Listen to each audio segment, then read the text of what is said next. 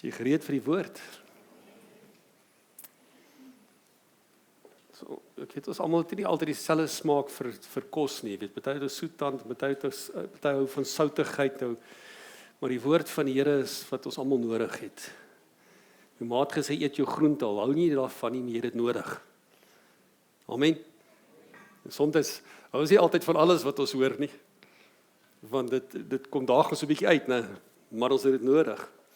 Ek sê nie dit om jou te waarsku teen die woord van vanoggend nie. Ek glo die woord gaan jou opbou en jou stig en jou lei vanoggend, maar ons moet die woord eet. Ons kan nie net lewe deur brood alleen nie. Ons moet ons geesmens voed.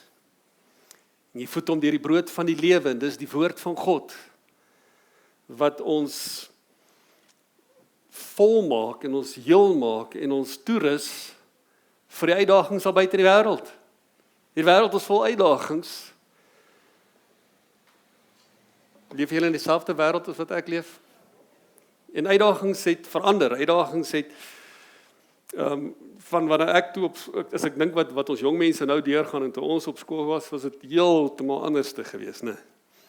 So ons moet genade met ons jong klomp hê, maar ons moet ook wysheid hê om hulle toe te rus en hulle te lei en die uitdagings waardeur hulle gaan. En ons moet baie versigtig wees om nie vinnig net 'n oordeel te spreek nie. Dis soms een van die uitdagings waarvoor ons so versigtig moet wees. Veral as jy heiligmaking nastrewe en jy wil God eer deur in geregtigheid te lewe, dan moet ons versigtig wees om nie te oordeel en geestelik hoogmoedig te raak, om te dink maar ek is okay, maar kyk na daai mens.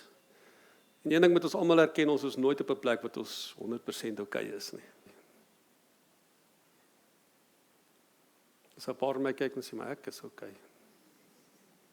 Iemand wat 100% okay is, kan ek gou sien, dat ek die mikrofoon eerder vir julle kan gee. Okay. So ja, ek wil vanoggend begin met hierdie skrifgedeelte, baie bekende skrifgedeelte, net so bietjie rondom hom stil staan, want ek weet die Gees van die Here wil vanoggend iets binne in jou kom doen. Die Heilige Gees sien in die diepste binneste van ons menswees. Niks is vir hom verborgen, en die woord sê God is die hartekenner en die nieretoetser.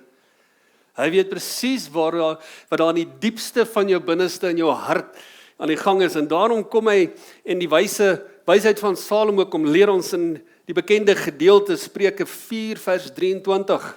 Spreuke 4:23 sê die volgende: bewaak jou hart meer as alles wat bewaar moet word. Die belangrikste van alle, jy moet hierdie hart bewaak. En hier is die rede hoekom jy moet bewaar, want dit is die belangrikste van alles wat hy sê wat jy moet bewaak.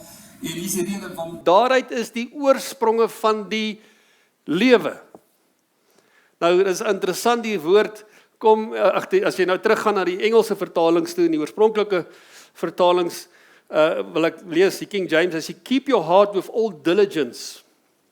Okay, with diligence, is nie net sommer net bewaak nie, keep your heart with all diligence, for out of it are the issues of life.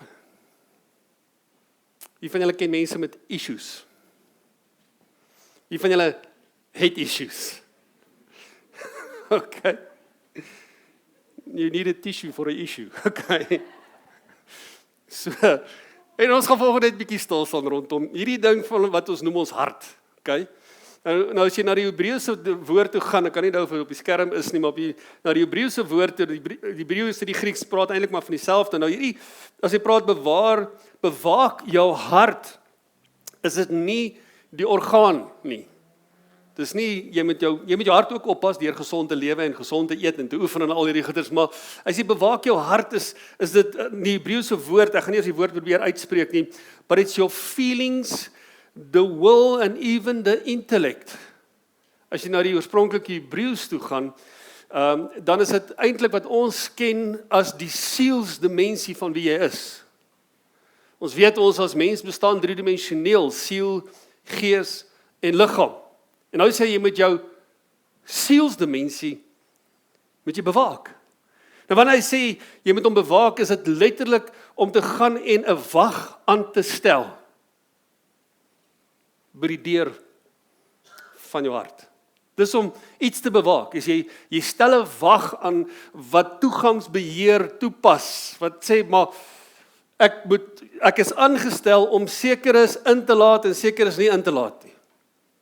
Dis om dit te bewaak. En hier kom die wysheid van Salomo en sê, jy moet weet, jy het hierdie belangrike ding wat ons noem die hart.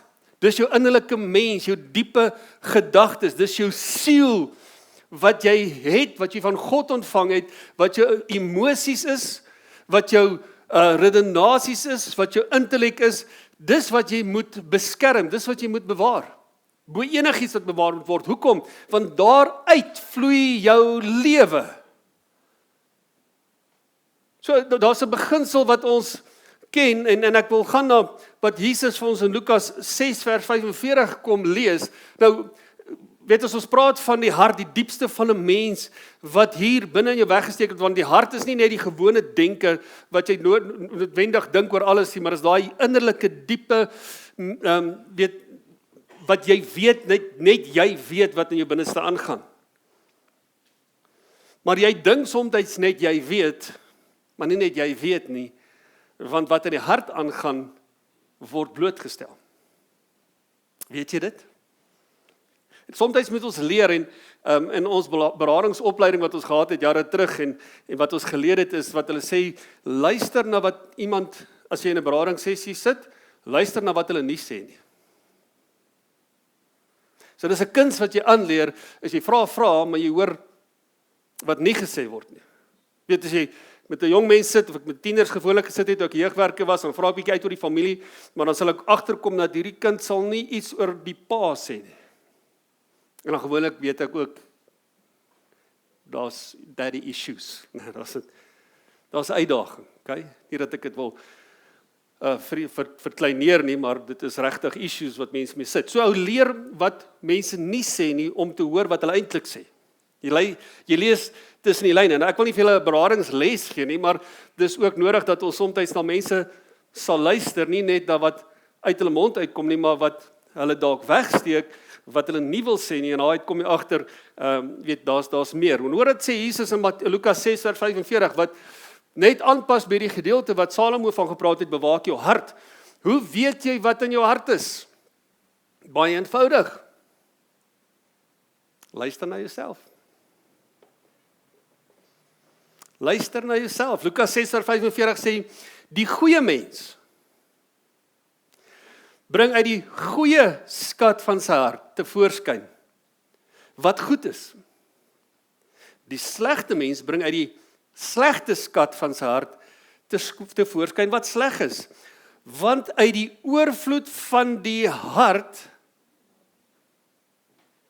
spreek die mond. So as jy dink, ek en jy kan dit help nie. Maar ons harte vloei oor.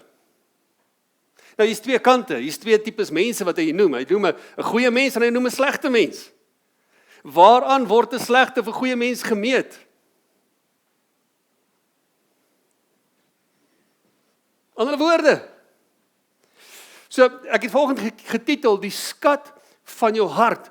As ek iets, die skat is, beteken, daai woord skat beteken die waardevolheid van jou hart. Iets wat waardevol is 'n skat vir jou. Iets wat nie waardevol is, jy gaan jy nie 'n skat noem nie. Maar daar's niks meer kosbaar, niks meer van waarde in jou lewe as jou hart nie. En hy kom hier so, hy sê, maar die skat, die waarde van jou hart, hoor mooi wat hy eintlik vir ons sê, en ek het dit hier neergeskryf, die waarde van jou hart word bepaal deur dit wat uit jou mond uitkom. Dit is wat die waarde van jou hart bepaal. En hier is waar ons bepaal of iemand goed is of sleg is. Nou, die lewe gebeur met ons. Ons het lewenservaring en ons word blootgestel. Waardeur word ons blootgestel? Deur ons sintuie. Nou, hier is die uitdaging, en van julle sal dalk kan onthou, dat in die vrymakende waarhede praat ons oor tweedimensioneel, driedimensioneel mens, en hoe ons tweedimensioneel mens was, voordat Jesus opgestaan het uit die dood uit, want toe God gesê het in Genesis hoofstuk 2, dat as jy van die boom eet, sal jy sekerlik sterwe, het die mens nie fisies gesterf nie, het die mens nie psigies gesterf nie, want ons het nog steeds 'n intellek gehad, ons het nog steeds emosies gehad, ons het nog steeds 'n liggaam gehad, maar wat het gesterf? Die geesdimensie in die mens het gesterf met die sondeval. Die geesdimensie is die goddelike teenwoordigheid in ons lewe. Romeine sê dat ons almal het gesondig en dit ontbreek ons aan die heerlikheid van God. Die heerlikheid van God is die teenwoordigheid van God wat spontaan so suiwer en so skoon is dat dit skyn van self. Dus so helder en skoon die teenwoordigheid van God is. Dis hoekom dit word met die woord heerlikheid bevestig wanneer die God se heerlikheid in ons lewe is. En daarom het Adam, wat het Abraham in die tuin gesoek? Ek hoop nie Abraham het ook van die appel geëet. Okay. So, daarom het Adam en Eva gewaar geword dat hulle naak is. Want God se teenwoordigheid, en nou die woord sê, God is gees. So dis die goddelikheid waarmee hy ons geskaap het oorspronklik in Genesis 1, toe hy gesê het, hy maak ons na sy beeld, na sy gelykenis, wat in ons was, wat gesterf het, ons ongehoorsaam was, dit was nie die vrug wat ons vergiftig het nie, dit was die ongehoorsaamheid, wat ons onsself eerder onderwerp het, aan gehoorsaamheid aan Satan, wat God se teenwoordigheid ontbreek het in ons lewe in daardie oomblik, ons het gesterf geestelik, en die heerlikheid van God het verdwyn as gevolg van die sonde, want dit ontbreek ons aan die heerlikheid, en skielik het die mens nie meer geskyn van die teenwoordigheid van God nie, en daarom, omdat hulle nie meer geskyn het, kon jy die naaktheid sien. En is die mens blootgestel. En het ons gesterf geestelik. Dankie Vader vir die seun wat hy gestuur het. Want wat het Jesus vir ons gebring? Deur die dood en die opstanding van Jesus Christus, wat is aan ons geskenk? Wedergeboorte. Dis wat aan ons geskenk is. Wat is wedergeboorte? Dis nie die vleesmens wat weergebore word nie, dit sal wonderlik gewees het. Dink net, ons het 'n doopbad hier gehad en gesê, weet jy wat? Jy kom deur die doopbad, jy raak opstaan as jy weer in jou tienerjare. Liggaamlik. Okay? Dit sal wonderlik gewees het. Dink almal sal kerk toe gestroom het en die evangelie aanvaar het, om te sê, wel, dan kry jy 'n nuwe liggaam, want ek is 'n nuwe skepsel. Maar dit is nie fisies nie, ons word nie fisies gewederbaar nie, die vleesmens is nog steeds daar, want hier is die realiteit, geen gees het wettige reg op aarde sonder 'n liggaam nie.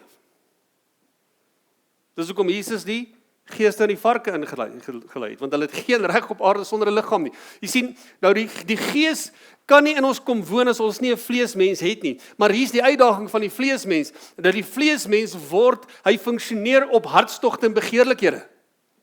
Die verleiding kom deur die vleesmens, en wanneer ons praat van die vleesmens, praat ons dan die vleesmens wat funksioneer deur die sintuie. Alles wat die vleesmens bewus word van, is deur die sintuie. Jy kan aan niks anders te blootgestel word, behalwe deur jou sintuie. Jy ruik dit, jy sien dit, jy hoor dit, jy proe dit, jy voel dit. Jy die sintuie waardeur jy bewus raak van dit wat rondom jou aangaan. En hier is die realiteit is, as die woord sê, bewaak jou hart, moet jy verstaan, jou siel moet beskerm word, jou siel moet bewaar word, want jou siel word blootgestel deur die vleesmens. Nou in die Ou Testament het die mens net tweedimensioneel gelewe, hulle het net gelewe in die dimensie van die siel en die vlees, want onthou die geesmens het gesterf. Maar dank die Here vir die opwekking van die geesmens in die Nuwe Testament. Want wat het met wedergeboorte gebeur? Dis nie die vlees nie, dis nie die siel wat opgewek is nie, maar dis die gees wat weer lewe gekry het in ons binneste, die goddelikheid in ons, die geheimenis Christus in ons, die hoop tot heerlikheid, dis Christus wat weer in ons kom woon het, en geboorte geskenk het in ons binneste, want iemand wat gewederbaar is nie iemand wat net die Here dien het kopkennis nie, maar is iemand wat nuut gemaak is, wat sy lewe en sy uitkyk op die lewe getransformeer en verander is van binne af. It's inside, not on top. En onthou die advertensie. Die mense is not inside, is on top. Okay? Maar met wedergeboorte is daar iets wat in my binneste ken. Daar is mense wat die Bybel uit hulle kop uit ken, maar dit is hier. Maar wanneer ek en jy Jesus ontmoet, wanneer ons 'n ervaring het met die doping van die Heilige Gees, is daar 'n geboorte wat in ons binneste plaasvind, en daardie geboorte is natuurlik bevestig deur die bad van wedergeboorte wat die doop is.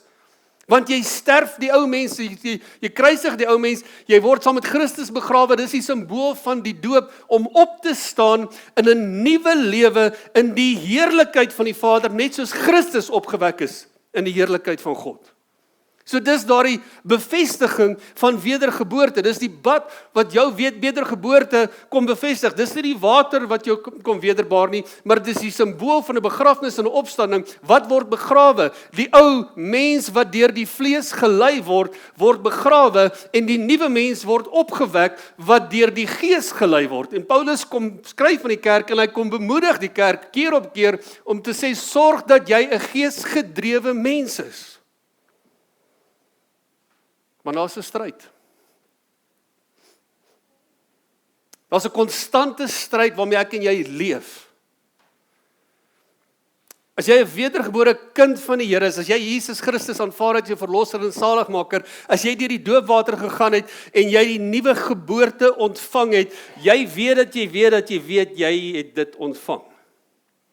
Daar's iets in jou binneste wat gebeur het. Kan julle daai dag onthou? Kan julle daai oomblik onthou?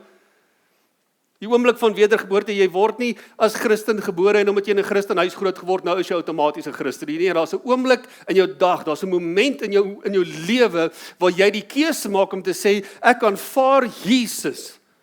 Jy kan nie op jou ouers se geloof vir die res van jou lewe funksioneer nie. Daar's iewers 'n oomblik in jou lewe wat jy volwassenheid bereik, wat jy sê, maar nou maak ek die keuse vir Jesus. Here, kom maak my nuut. Ek aanvaar U as die verlosser en saligmaker van my lewe. Ek nooi U in, wees die koning van my lewe, en dan kom hy en hy wederbaar ons en maak ons kinders van God. En dis belangrik dat jy dit weet en verstaan om jou hart te bewaak. Salomo kan skryf hier aan die mense van die Ou Testament, maar vandag sit ek en jy hierso en ons het eintlik 'n baie beter, gemakliker oorwinning in hierdie bewaking van ons harte. Want ons is nie net meer vlees en siel mens nie, maar ons is nou vlees, siel en gees. Maar jy moet vanoggend besef, soos jy sit, maak nie saak wie jy is nie, maak nie saak hoe lank jy die Here dien nie, maak nie saak hoeveel kursusse jy het nie, maak nie saak hoeveel jy die keer in die kerk sit nie, daai stryd hou ongelukkig nie op nie. En dis die stryd wat ek en jy moet besef, waar ek en jy in die realiteit van hierdie stryd moet leef, om te sê, ek moet my siel, my hart beskerm.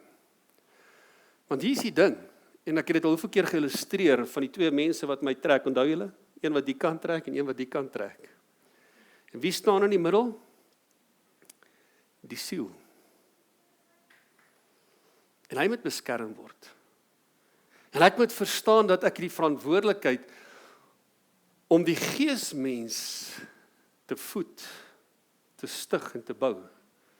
So mens die sterker een is, sodat die vleesmens nie oorhand kry nie. Want die vleesmens het issues. Die geesmens het nie issues nie. Die vleesmens kan nie bevredig word nie. Hy kan nooit sê dis genoeg nie. Wie van julle se baas betaal julle genoeg salaris?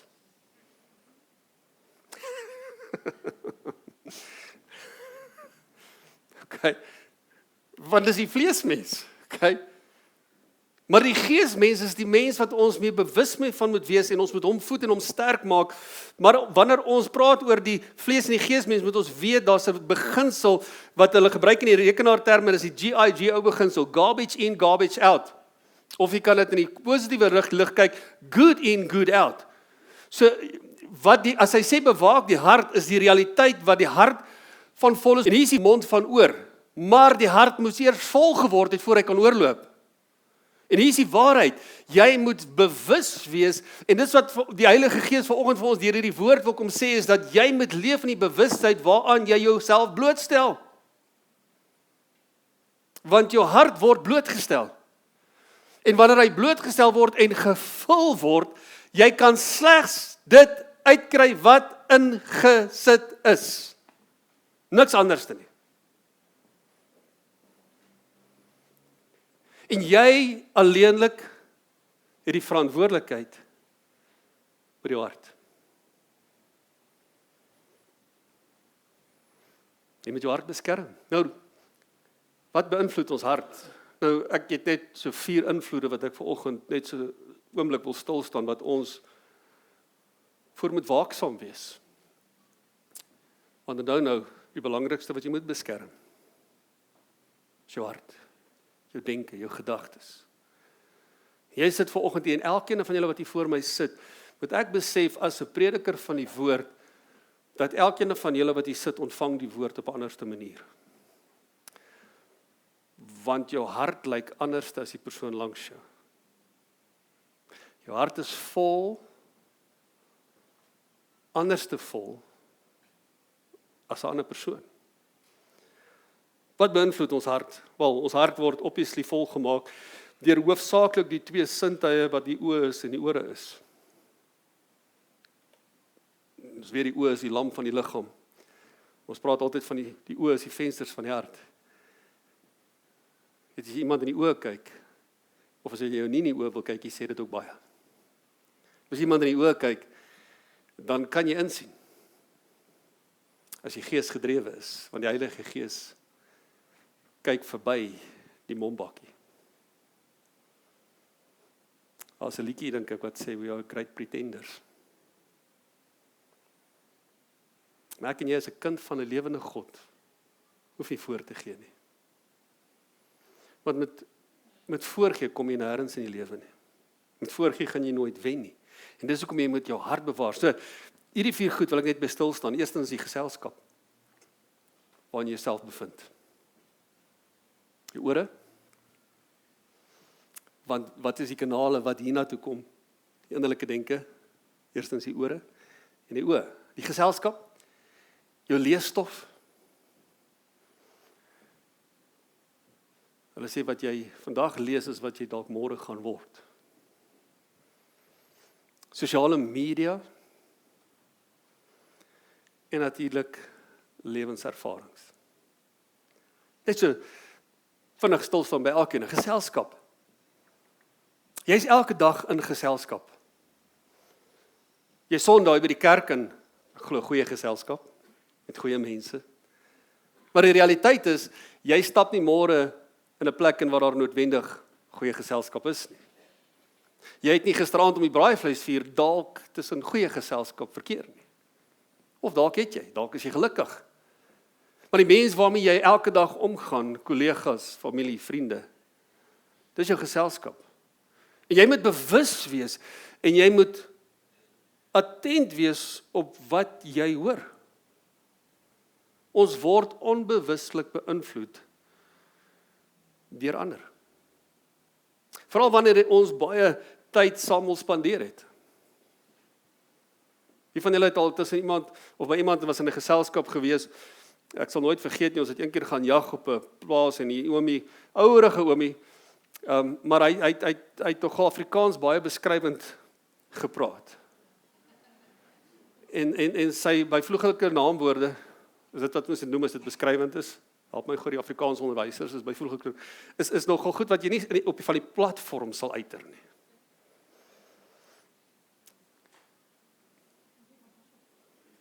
Maar dis nie, ek weet vandag so mense probeer 'n indruk skep as hulle nou kragwoorde gebruik en is asof hulle, maar dit was, jy kan sien, dit is hoe hy groot, dit is hoe hulle praat. Dit is sy broer het ook later aangekom te sê, o nee, dit is hulle taal wat hulle praat, dis hoe hulle praat. En op 'n stadium is ons op die vuur en die honde wil nie reageer op voetsek nie. Hulle reageer nie op voetsek nie. Want hulle is lastig, weet ons wil eet en hulle is hier om die braaivleisvuur en een van my pastoorsvriende was nogal saam. Hy sê, "Wel ek gaan maar net probeer," en hy praat oor die oom se taal. Hy sê, "Wel ek wolf. Al die honde gaan weg."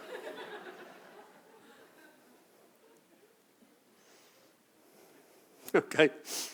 So die honde weet waarop, hulle weet wat om op te reageer. Voetsak was nie die woord nie. Maar dis die gevaar. Wie van julle was al so in iemand se geselskap en dan as jy weer jouself kry, dan kom daai woord sommer in jou gedagtes op.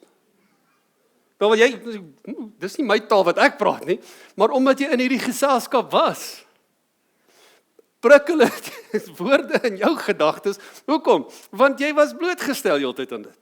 Verstaan julle vanoggend, as ek vir jou kom sê dat jou hart moet jy bewaak, want jy word blootgestel aan wat jy hoor in die gesprekke wat jy is, in die kringe waarin jy beweeg. Jy moet waaksaam wees, jy moet kieskeurig wees na wie jy luister. En ja, sekere mense kan jy nie kies nie, jy sit dalk in 'n kantoor saam met mense wat nie jou keuse was nie. En daarom moet jy die Here vra om te sê, Here, help my om my hart te bewaak. Want miskien loop daai mense se harte oor met negativiteit. Omdat hulle harte nie beskerm is nie. Maar dan stap jy uit, jy Sondag lekker in die kerk as die Here aanbid en hierdie goeie boodskap gehoor en dan stap jy môreoggend daaroor en die boodskap wat jy daar hoor is nie dieselfde nie. Dan is daai stryd wat in ons binneste is. En ek en jy moet verstaan, dis 'n stryd en jy moet jou hart bewaar teen daai geselskap. En waar jy kan dit vermy en waar jy kan moet jy die Here vertrou dat jou geselskap die sterker invloed begin raak. Dis soos ons kinders. Weet jy, baie mense wil hulle kinders isoleer van die wêreld. Want die wêreld is wreed en die wêreld is slegte blootstelling en ek verstaan dit, maar ons kan ons kinders nie in 'n hokkie grootmaak nie. Jy moet net die geestelike invloed in jou kind se lewe hê, want ons moet hulle juis in ons skole instuur. Ons kinders moet juis daar wees, maar ons kinders moet so die seën van die Here en die guns van die Here op hulle lewe beleef. Hulle moet so 'n boldness in hulle gees hê, dat hulle die invloed sal wees in hulle vriende se lewe.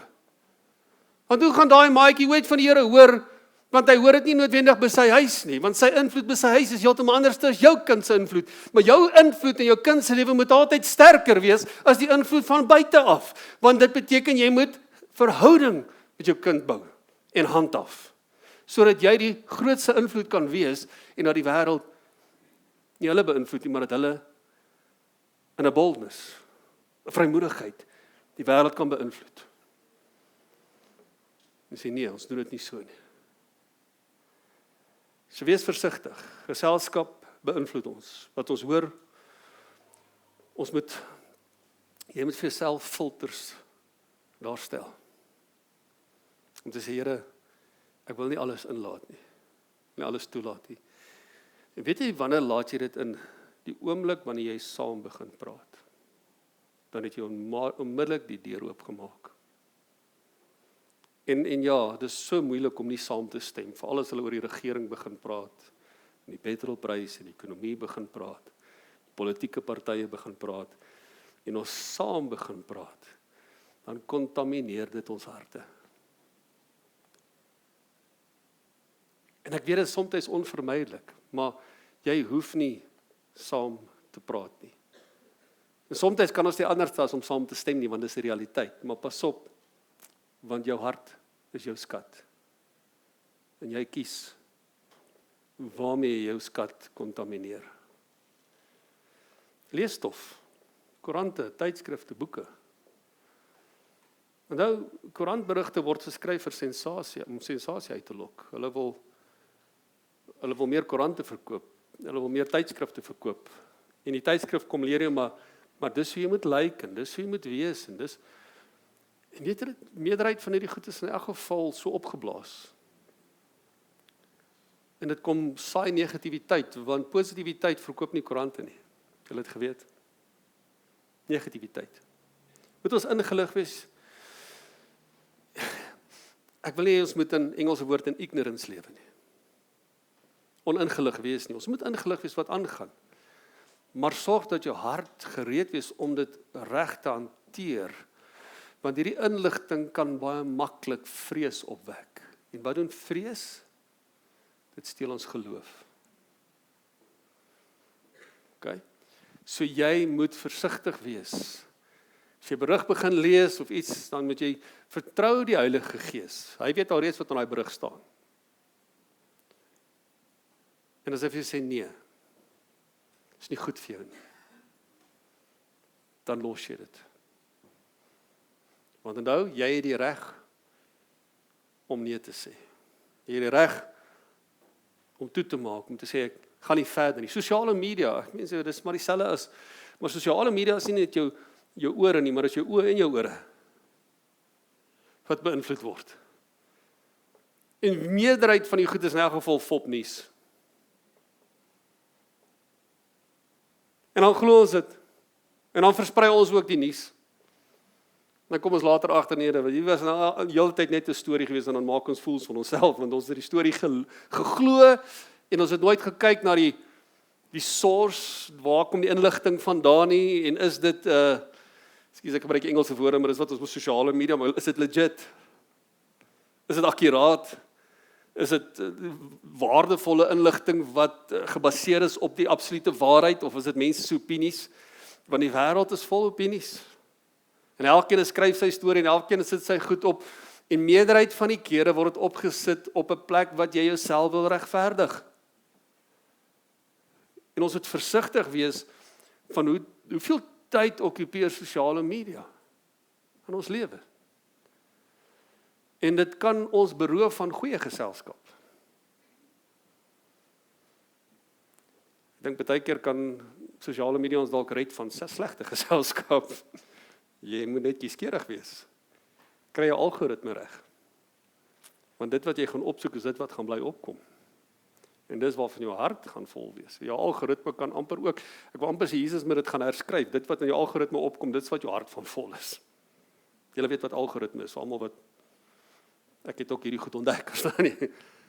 So dit wat pas op om daai ding te gaan kyk, maar dan gaan hulle jou bombardeer met dit, en dan gaan jou hart vol word van dit. Ons moet versigtig wees, bewaak, beskerm, sit te wag op. Sosiale media, mense stel self onnodig bloot op sosiale media. Dit is my so hartseer. Dis asof, ek wonder, kan 'n ou nie meer vir sy vrou die kompliment gee nie, maar met haar op Facebook komplimenteer. Of die kinders se prestasies. En is wonderlik om dit te celebrate, maar daar's beter maniere om dit te vier as op Facebook. Want wat is die motief? Soms dit word bevraagteken. Ek sê nie al die motiewe is verkeerd nie, maar hier is die gevaar. Weet jy hoe blootstel jy jou kinders? Hoe gevaarlik dit is? Hoe meer jy jou kinders op sosiale media blootstel, hoe gevaarliker is dit, hoe meer jou kinders kan target. Hulle jou kinders raak 'n teiken elke keer as jy iets van jou kinders op sosiale media sit. Mense, hierdie goed is gevaarlik. Hierdie goed wat ons van lees en sien in die koerante, wat ons nou onsself nie eintlik wil aan blootstel nie, gebeur nie daar aan die kant die water nie, dit gebeur hier in ons omgewing. Ons moet onsself bewaak, ons harte bewaar, en ten minste beskerm jou familie, deur jouself nie te veel bloot te stel nie. Man, jy weet amper wat is mense se, dat ek nie so toe gaan nie, maar dit en dis vir my, ek dink die gees van verwerping speel 'n baie groot rol. Jy weet, Facebook vriende is nie noodwendig ware vriende nie. Ek het soveel vriende, ek het soveel followers, ek het soveel.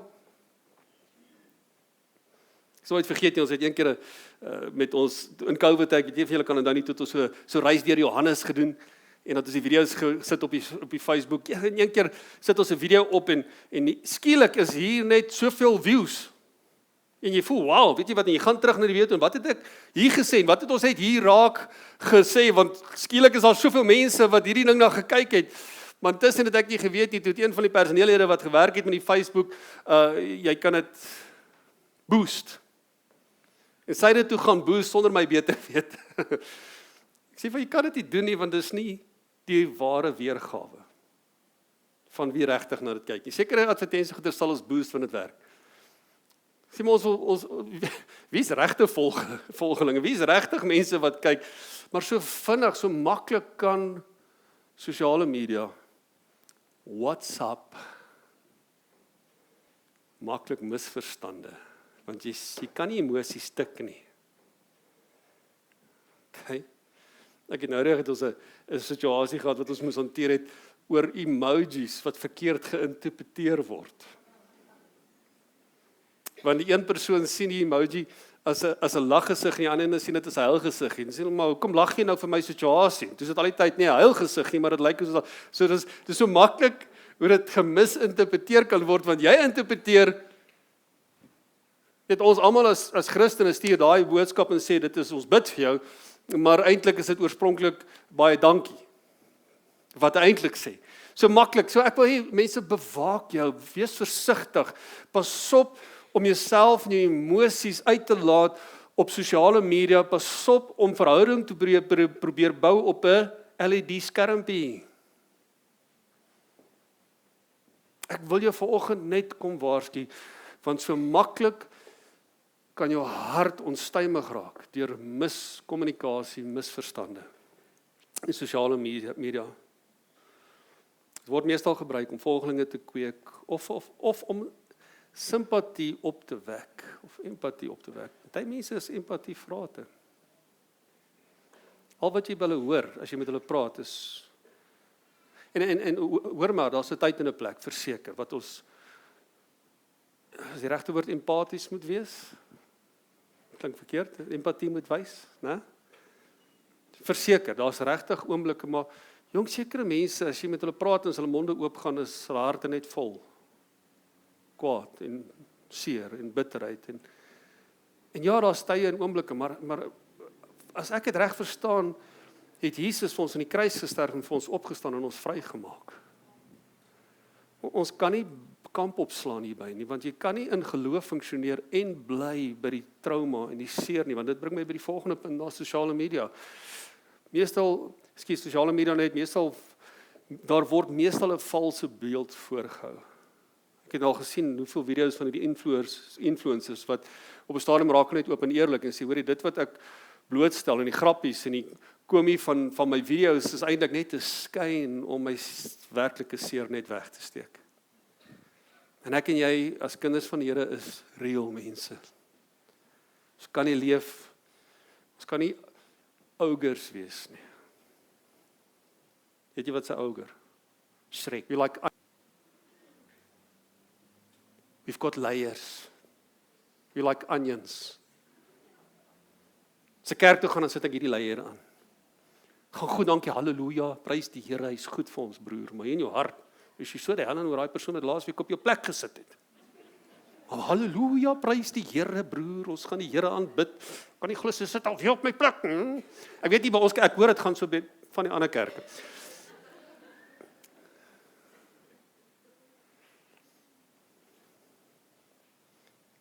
Is dit okay as ek vanoggend net so 'n bietjie oor die realiteit van ons lewe praat, né?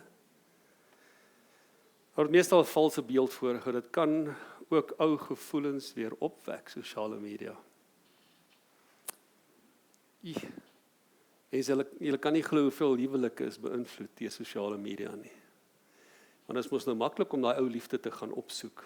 Net te gaan search, net kyk hoe gaan dit met so en so.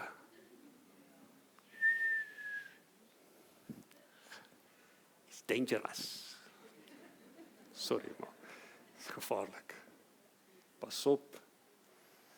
Want jy kan net op 'n slegte plek wees in jou huwelik en dan skielik, en daai versantie wat so mal verlief op jou was, so op skool was. Weet jy nog gekuif gehad? Come on. Verstaan jy?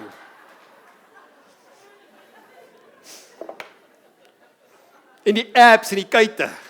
En vir die eerste span uitgedraf. Nou kan jy net om die blok draf en as jy klaar is, skop jy hom onder die bed in die blokkie.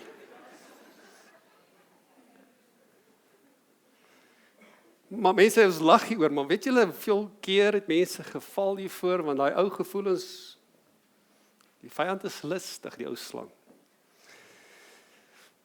Dan pap jy jou 'n bietjie afgeskeep, maar so en so sal vinnig wees om jou 'n bietjie aandag te gee, want verbode vrugte is mos altyd lekkerder. So sê hulle. Sosiale media, wees versigtig, bewaak jou hart. En ek dink dis waar ons meer blootgestel word is in eeue terug. En dan wat jou hart mee blootgestel word is ook lewenservaring. Dit wat jy mee blootgestel word is nie net dit wat jy lees of in die geselskappe wat jy is nie. Al hierdie goeders vloei eintlik oor, maar ons lewenservaring beïnvloed ons harte. Jy het sekere goed beleef, hoogtepunte en laagtepunte in jou lewe. En dit beïnvloed jou hart. Dit kom maak jou hart vol. Hoogtepunte, ja. Daar's goed wat in jou lewe gebeur het, deurbrake, hoogtepunte, prestasies, wonderlik, dis goeie goed. Dit mag ons hart beïnvloed, dit mag ons hoop gee, dit mag ons identiteit kom vasmaak, maar dan sal ook negatiewe goed wat gebeur. Wat ons menswees so kom beïnvloed, wat ons harte so kom beïnvloed. Almal van ons het hoogtepunte en laagtepunte beleef. Trauma het 'n blywende effek. Trauma het 'n blywende effek. Daar's 'n legio van traumas wat ons kan opnoem. Nou, ek wil nie vanoggend op trauma les gee nie, maar wat ek vanoggend vir jou wil sê is dat ek en jy kan nie bekostig om trauma te ignoreer nie. Ons moet besef dat dit het ons beïnvloed. En ons het nodig dat ons vertrouelinge om ons het wat vir ons sê, luister, jy's nie jouself nie. Ek hoop jy het so iemand in jou lewe. Jy's nie jouself nie. Want as jy in die situasie, soos 'n dronk mens, hy sal nooit erken self hy's dronk nie.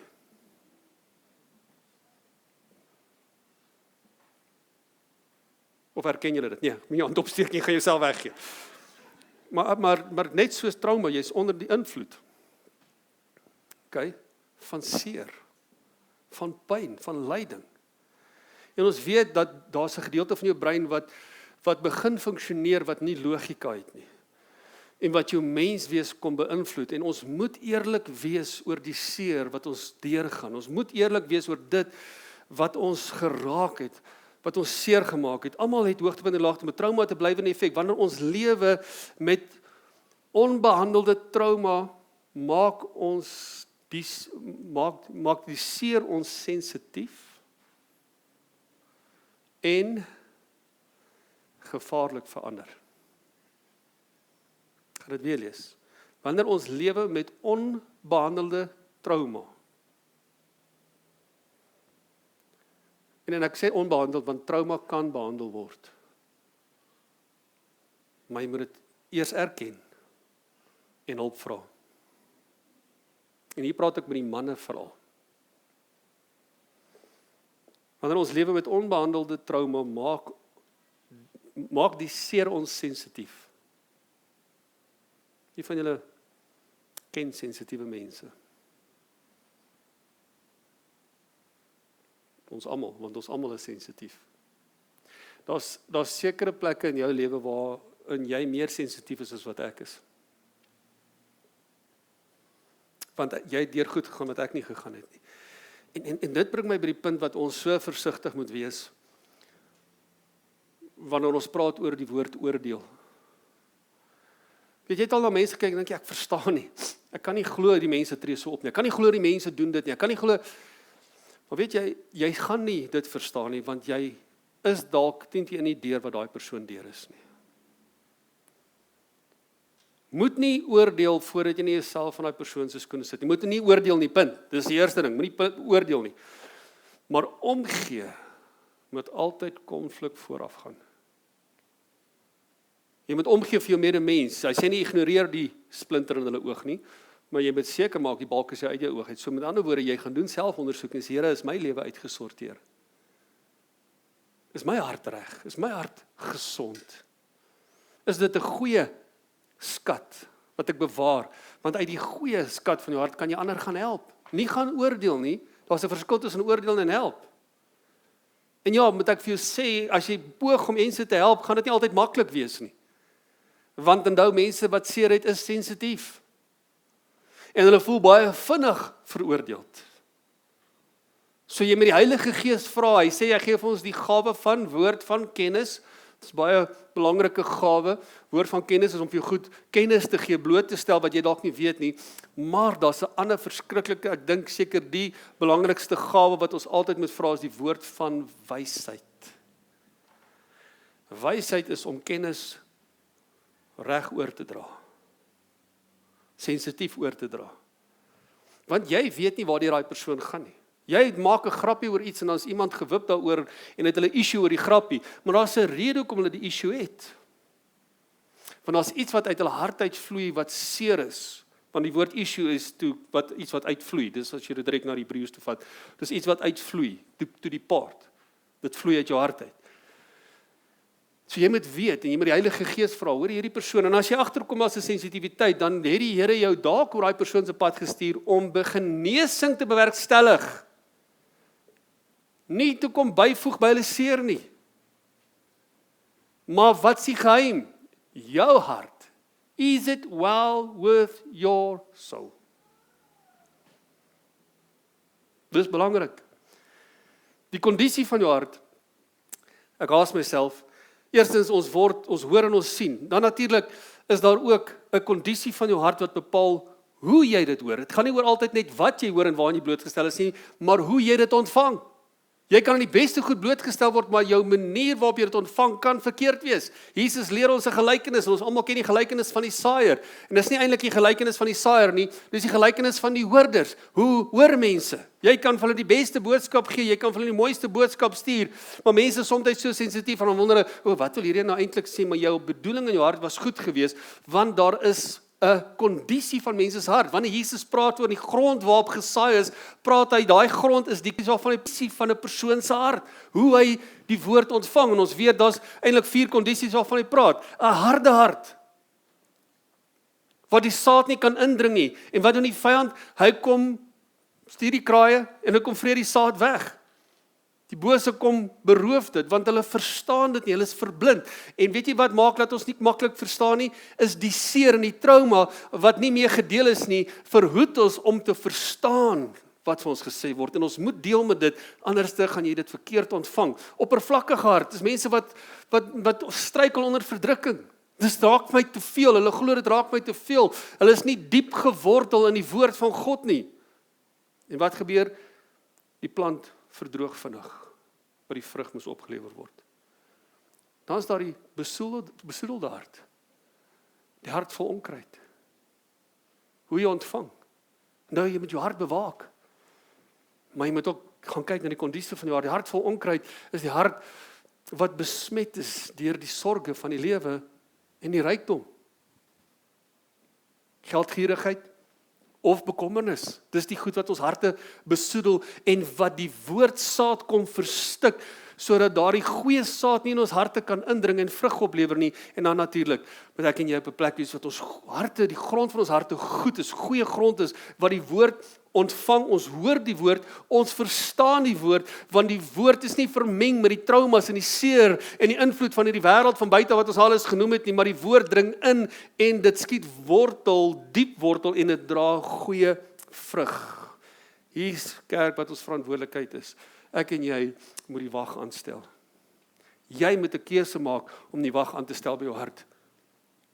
Psalm 141 vers 3, en dis 'n gebed wat ek baie keer bid, maar dis 'n gebed wat jy en ek eintlik daagliks moet bid, en ek hou van wat hy sê, Here, stel 'n wag voor my mond, bewaar die deur van my lippe. Maar ek wil uiteindelik verder vat, Here, help my, stel 'n wag voor my hart.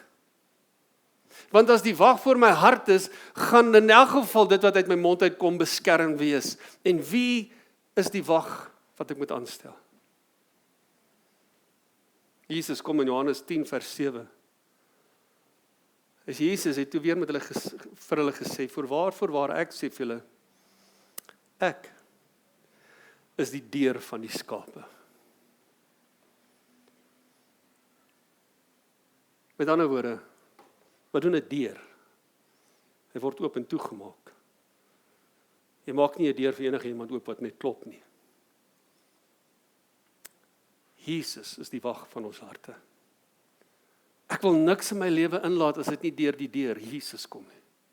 Ek wil geen verhouding in my lewe inlaat as dit nie deur die deur Jesus kom nie. Ek wil geen invloed in my lewe inlaat nie. Ek wil geen sosiale media toelaat as dit nie deur die deur Jesus inkom nie. Jesus moet die een wees wat bepaal wat in of uit ons harte gaan. As jy agterkom, hierdie is nie in lyn met wie is Jesus, hy is die woord wat lewend geword het. As dit nie in lyn is met die woord van God nie, dis kom die woord op ons hartstafels geskryf moet word, sodat jy kan onderskei, is hierdie Jesus of is dit nie Jesus nie? As jy nie die woord ken nie, kan jy dit nie onderskei nie. Maar as hierdie nie Jesus is nie, as hierdie geselskap nie Jesus insluit nie, as hierdie verhouding nie Jesus eer nie, as hierdie blootstelling waarin ek nou lees of myself aan blootstel, die sosiale media, as dit nie Jesus is nie, wil ek dit uitsny. Want dit gaan nie goeie vrug oplewer nie. Hy is die weg. En hy kom en hy bevestig in Johannes 14:6, Jesus antwoord hom, ek is die weg, die waarheid en die lewe. En dan kom Paulus, en hy sê Romeine 10, vers 8. Hy sê, maar wat sê dit? Wat sê dit? Naby jou is die woord. Is iemand in ons, is die woord naby? So as iemand in ons teenwoordigheid is, gaan jy vir hulle die nuutste kinderstorie op Facebook kan vertel? Of die nuutste storie in die Koran kan vertel, of is die woord naby jou? Waarvan loop jou hart oor? Want die goeie mens bring uit die goeie skat. Die waardevolste skat in jou hart is die woord van God. Wat Paulus kom sê, wat sê dit? Naby jou is die woord, in jou mond en in jou hart. Dit is die woord van die geloof wat ons verkondig. As jy met jou mond die Here Jesus bely, met jou hart glo dat God hom uit die dode opgewek het, sal jy gered word, want met die hart glo ons tot geregtigheid en met die mond bely ons tot redding. Ons weet Spreuke sê, mag en lewe is in die, lewe en dood is die mag van die tong. En dis hoekom ons moet verstaan, is daar lewe hier binne, en wat vloei hier uit? Is dit lewe? Gee ek lewe? Is die woord naby my mond? Is my mond vol van die woord? Wanneer ek spreek, is dit die woord van God wat spreek, want die woord van God is dit wat ewig bly staan, die woord van God is dit wat opbou, dit wat transformeer, dit wat hoop bring, dit wat vryheid bring, want Jesus sê, ek het gekom om julle vryheid te gee, want wie die Seun vrygemaak het, sal waarlik vry wees. Wat maak jou gedagtes vry? Wat maak jou hart vry? Dis om jou hart vol te maak van die woord van God. En my vraag aan jou vanoggend is, kind van God, het die woord nog die grootste invloed in jou hart? Jy moet dit gaan opweeg en toelaat. En God se vrede toelaat. Want wat doen sy vrede vir my en jou? Dis wanneer Jesus die deur begin raak. Wie is Jesus? Hy is die vrede van God. Hy is ons vrede. Die Engelse vertaling sê, wat uit Jesaja kom, hy sê, kind is ons gebore, maar een van sy beskrywing is, in Afrikaans sê, hy is die vredevors. Engels sê, the Prince of Peace. Hoekom? Want hy is die deur van my hart. So volgend, vir die gees van die Here vir my en jou wil kom sê, bewaak jou hart. Dis kosbaar, God wil jou gebruik. Daar's mense met wie jy te doen gaan kry, wat se harte stikkend is, gebroken is. Mense wat vasgevang is in skuldgevoel, met lewenservaring wat negatief is, en ek nou het ons dit genoem, wat die Heilige Gees net sê, maar as mense wat hulle self so verwyd oor foute en besluite wat hulle gemaak het. Luister, hier is nie een van ons wat vanoggend hier sit wat sê, ons het nog nie 'n fout gemaak nie. Soms as ek so kwaad is oor iemand wat die padreëls oortree, myself nou weer blootstel. Dan kom die Heilige Gees en sê, kyk, ga daar op jou dashboard, is daar so 'n metertjie. En kyk, daar was 'n bordjie wat langs die pad gestaan het. En daai naaltjie wys jy's verby die bordjie. So wie's nou die verkeerde een? Wie's nou meer en minder verkeerd? Jy's oor die spoedgrens en daai ou het 'n teken geïgnoreer. Hou op vingers wys. Hou op issues hê. Hou op fokus op die negatief. Hou op fout vind. Want jy gaan fout kry as jy dit soek. Ek en jy is nie geroep om foute te soek nie. Ons is geroep om die oplossing te bring en sy naam is Jesus. Ons is geroep om die hoop te bring in mense se lewe. Ons is geroep om mense op te bou met die waarheid van die woord van God. Ek en jy moet sorg dat Jesus die deur van ons hart is. Hy sê maar, ek wil eindig met dit. Hy sê in die vrede van God, wat alle verstand te bowe gaan, sal julle harte en julle sinne bewaar. Dis daai denke in Christus Jesus. En dan sê hy vers 8. Verder broers en susters, alles wat waar is, alles wat eerbaar is, alles wat regverdig is, alles wat rein is en alles wat lieflik is, Alles wat loflik is, watter deeg en watter lof daar ook mag wees. Bedink dit. Laat dit wees waarvan jou hart vol is. Mag die Heilige Gees ons help. Mag Jesus die deur van ons harte word en wees in alles wat ons doen. Mag jy die verantwoordelikheid opneem, maar ook die moed hê om die deur toe te maak vir dit wat nie van hom is nie. Daai geselskap stil te maak. Daai invloed te stop wat nie deel is van God se plan vir jou lewe nie. En mag die Heilige Gees jou lewe kom verryk deur die woord op jou hartstafels te skryf en laat jy ook kan sê, maar naby my en in my is die woord van God. Want so bewaar ons harte. Mag dit wat uit jou uitvloei soveel waarde hê, want dit is die skat van jou hart vir die mense in die wêreld rondom jou, sodat hulle Jesus in jou kan beleef. Want jy loop oor van sy woord en sy heerlikheid in Jesus naam. Kom ons sluit ons oë.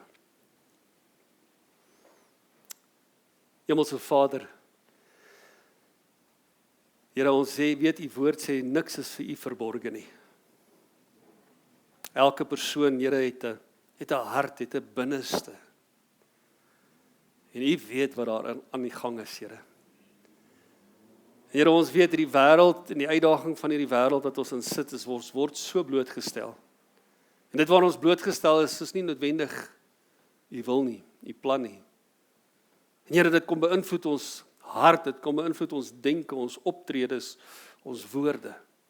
Maar ons as die kinders wil voor u kom en sê, Vader, help ons. Here, dat ons hierdie wag voor ons harte sal plaas, die deur Jesus Christus. Here, dat ons alles wat in ons lewe ingelaat word, dat ons dit sal meet aan die waarheid van die woord. Ons is in hierdie wêreld, Here, maar ons is nie van hierdie wêreld nie. Ons wil nie dink soos hierdie wêreld, Here, en ons wil nie optree soos hierdie wêreld nie. Ons wil nie praat soos hierdie wêreld nie. Here, ons wil hê dat daar kosbare skatte vanuit ons binneste moet vloei, wat ander mense se lewens kom verryk. Here, daarom vra ons, help ons om ons harte te bewaar. Vergeef ons, Here, waar ons ingelaat het in ons harte dit wat nie van U af is nie. Maar kom reinig ons, kom heilig ons en Here, ek bid, Here, soos Romeine 12 vers 2 sê, dat U ons sal kom vernuwe in ons gemoed. Here, dat ons lewens sal verander, dat ons optrede sal verander, dat ons woorde sal verander. En Here, kom sit te wag vir ons monde en bewaar die deure van ons lippe. Sodat wanneer ons monde oopmaak, Here, dat U verheerlik sal word. Dat dit aangenaam sal wees, Here, dat dit lieflik en loflik sal wees, dit wat ons bedink en dit wat ons sê, dat mense uit ons woorde en ons optrede Jesus sal beleef. Ek seën sy elke Here, dat hulle wag sal hou oor hulle harte en sal weet, U is daar vir hulle. En dat hulle U sal aanstel om sê, Here, wees U die deur van wie ek is, in Jesus naam. Amen. Amen. Mag die Here jou seën, gaan leef daar buite in 'n wêreld wat Jesus nodig het en mag hulle Jesus deur jou beleef. As jy 'n koffie en tee kuier lekker saam, moenie haastig wees nie.